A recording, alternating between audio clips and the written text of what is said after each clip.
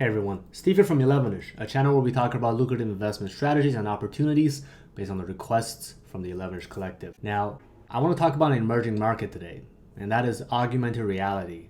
Augmented reality itself isn't news because the commercial market has been testing and utilizing it for years now. But the thing is, there's now active rumor from credible sources that Apple is going to launch something in the AR space by the middle of next year. It is now time to talk about it.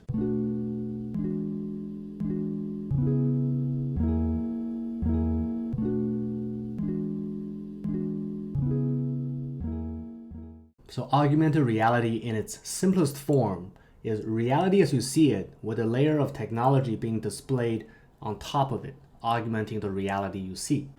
This is very important in many applications. You can obviously think about gaming applications, but also in manufacturing where you're looking at a piece of device and you want more details around it. If you're traveling, you can look at a place and you want more detail of the site. If you're looking at your fridge, maybe you want to see a to-do list or a calendar. Microsoft, Google, Facebook, all sorts of companies have been tinkering with this for years. And there's a ton of companies that you haven't even heard of that's been successfully tinkering with this for the commercial side. Like I said, there is actually a pretty good demand for it and better adoption because the technology is novel and therefore it's going to be expensive. And those industries where it's more B2B, it makes more sense for them to adopt first. So you may already know this, but iPhone and Android, they've already had augmented reality built into them. For example, IKEA has a pretty good app where it can help you figure out whether a furniture fits in your room or not, sizing, all of that kind of stuff. And the point I'm trying to make here is that on the consumer side, the technology is no longer gimmicky. There is actually a mass appeal now. The adoption is still low, but because the technology is much better than before, the hardware is getting better and better than before. Now I think there is a stronger, better play for a space like this. Now we already know that when Google came out with Google Glasses, they ate shit because of all sorts of funny reasons. But Apple is now ready to put out their own in the middle of next year from reputable sources. And I think there's legs because when Apple does something, there has yet to be not adoption. And Apple, as I said in the previous video, has religion like brand love. And if Apple does this the right way, it's going to kickstart the augmented reality market all over again. And I think this is where the money is to be had. It's definitely a valid play to invest in Apple, Google, Facebook, Samsung for this augmented reality play, even the virtual reality play.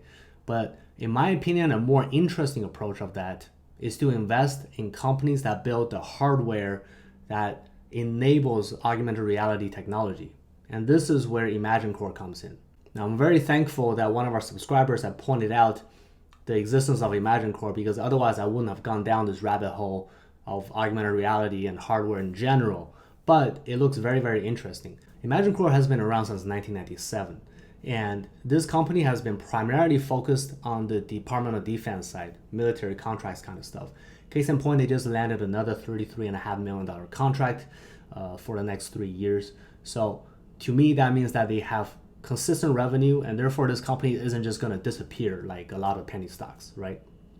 The second thing is that their CEO in a very recent award show won the award, but also pointed out that they've been trying to move into the commercial space. The reason why I'm pointing this out is that if you have a technology where it's emerging and the consumers are adopting, then the businesses are going to start building software for it.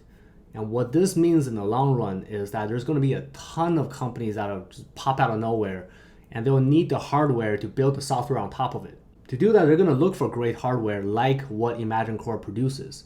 And you know ImagineCore has the bleeding edge technology because they create these micro display screens.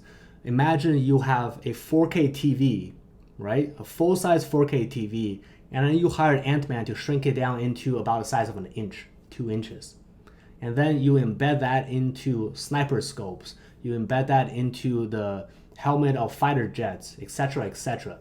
Because that's what the military contract has signed ImagineCore for. The military tend to overpay because they're overpaying for the guarantee of high quality. In turn, what ImagineCore has built is most likely over-engineered and good enough for consumers as well. because it's good enough for the military. And this is why I think that if augmented reality is an emerging market, then EMAN has a head start. Now comes the super speculative part. In 2018, EMAN filed a formal document saying that LG and Apple were becoming formal investors in their technology. But then if you keep reading the news, apparently Apple said that they are not a partner, that they were just talking in conferences and the conversation never led to a formal investment. That was in 2018. Now that sounds super strange, right? Because why would a small company put out a formal document if they weren't certain? This to me sounds more like Apple's being secretive and they don't want to reveal the roadmap when it's 3 years before it's gonna happen. To me, that sounds more like they don't want to release bullshit news and they don't want to invest in something until the technology is ready.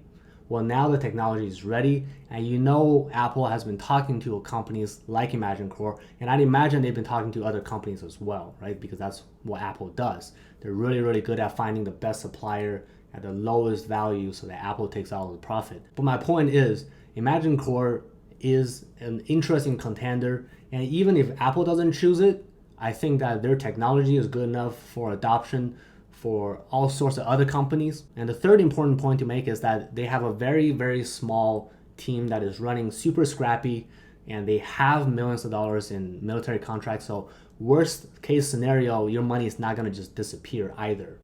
This is why I think EMAN is actually a very reasonable speculative bet. But I do not expect you to make money off of this thing just like in a month or two. I'm telling you this because the last time I talked about a speculative investment that might pay off by next year, people started putting their entire bankroll into it. And this is absolutely not what I recommend. Where speculative stocks are concerned, you have to take into consideration bankroll management. You have to account for the amount of risk you're taking for the amount of reward you're getting. So please keep that in mind if you choose to invest. And let me know if you know something I don't. Please leave a comment if you have any questions or concerns. And if you have any other requests, please hit the subscribe button if you haven't already and leave a comment as well. I hope you found this information useful. Please share it around if you did.